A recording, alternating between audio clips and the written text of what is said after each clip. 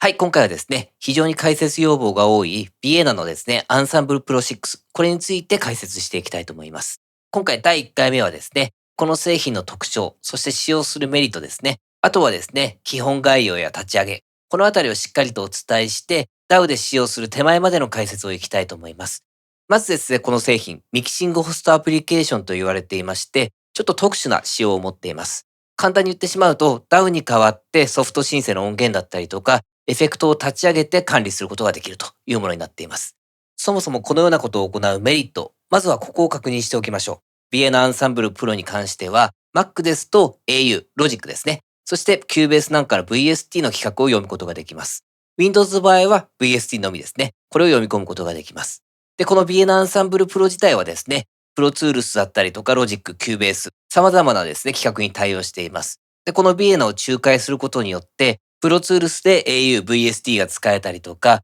ロジックでですね、VST が使えたりとか、このようにですね、プラグインの垣根を取り払うことができるといったところ、非常に大きなメリットとなります。そしてですね、DAO 上にこうソフトを立ち上げていくよりも、この BN アンサンブルの中でですね、ソフトを立ち上げた方が、単純に CPU のですね、負荷が下がるという特徴もあります。これもですね、目玉機能なんですけども、パソコンをですね、2台3台持っている方、同じローカルネットワークを使用して、音源のですね、CPU 使用率、そしてメモリをですね、分散させることができます。これによってメインでですね、操作している DAW の CPU をですね、抑えたまま、様々な音源をですね、使用することができるというものです。この機能に関しては、追って詳しく解説いたします。そして、これも後ほどご覧いただくんですけども、この BN アンサンブルプロはですね、DAW とはですね、切り離して立ち上げることになります。通常ですと同じ DAW でこう楽曲を変えるだったりするときは、当然音源をですね、すべて読み込み直しになります。DAW とですね、立ち上げを切り離しているため、音源の読み込みが必要なくですね、楽曲をスムーズに切り替えていくことができます。またですね、Cubase の楽曲でこう使っていた音源をそのまま Pro Tools でも使うというようなですね、連携も行うことができます。このあたりの起動時間もですね、圧倒的に短縮することができます。はい、このようなですね、メリットを確認していただいた後は、実際にソフトを使って基本的な仕様を確認していきましょう。まずですね、BN アンサンブル Pro をインストールしますと、Mac ですとアプリケーション、Windows ですとプログラムファイルの中にですね、このような2つのフォルダができます。で、今回使用していくのがこの上ですね、BN アンサンブル Pro というフォルダになります。ビエナというのはもともとオーケストラ音源で有名で、こちらがですね、オーケストラ音源を扱うもの。上のフォルダが今回使用していくものになります。ちょっと中を見ていただきますと、まず一番上、これ Mac のみなんですけども、アンインストーラーが入っています。ですので、これはちょっと除外しまして、まずここですね、ビエナアンサンブルプロ。そしてビエナアンサンブルプロ、カッコ64と書いてあります。この下も一緒ですね。サーバーとありまして64ということになっています。この64と書いてる方ですね。これはそのままなんですけども、64ビットに対応しているプラグインを扱うという感じです。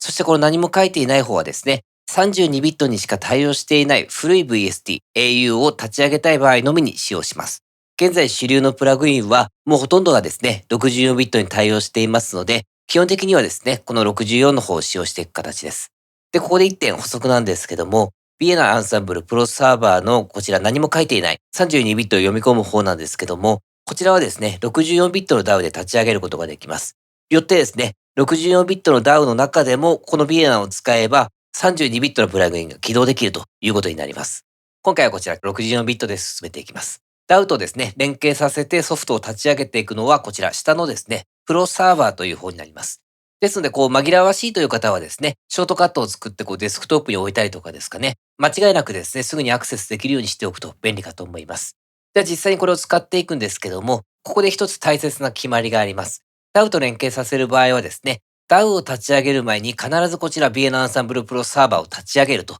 いうのが決まりになっていますので、まずこちらから起動するという感じです。で、ダブルクリックでですね、このように起動しますと、このような立ち上げの画面が出てきます。初回時はこう使用するプラグインのスキャンがありますので、かなり長い時間かかる場合もあります。で、このように立ち上がりましたら使用準備 OK ということになりますので、DAW の方も起動しましょう。今回はこちら Cubase を例に進めていきます。はい、このようなプロジェクトを立ち上げました。今ですね、特にこちら BN アンサンブルの設定は何もしていなくて、ドラムだけをこう打ち込んでいる状態となります。